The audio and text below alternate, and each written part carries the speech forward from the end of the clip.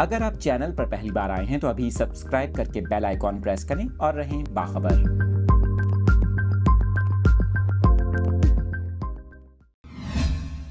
आपके साथ मनाज़िर शेयर कर रहे हैं। आपको बताएं कि सुपर मून का नज़ारा हमेशा की तरह देखने को मिलता है और इस सहरंगेज़ मंज़र को लोग अपने कैमरों में महफूज करते हैं। आपको बताएं कि इस साल भी आइंदा 3 रोज़ ये मंज़र देखा जाएगा। गुज़िश्ता रात भी दुनिया भर में सुपर मून का नज़ारा किया गया, जिसे बहुत से लोगों ने अपने कैमरों में महफूज किया। इस वक्त आप स्क्रीन पर ये मनाज़िर भी देख सकते हैं। आपको बताएं कि अमरीकी फ़ल्कियात और ख़लाई एजेंसी की जानिब से बताया गया है कि दुनिया भर में रात गए ये नज़ारा किया गया और आज भी सुपर मून का नज़ारा किया जाएगा, जबकि अगले 3 रोज़ इस मंज़र को देखा जा सकेगा।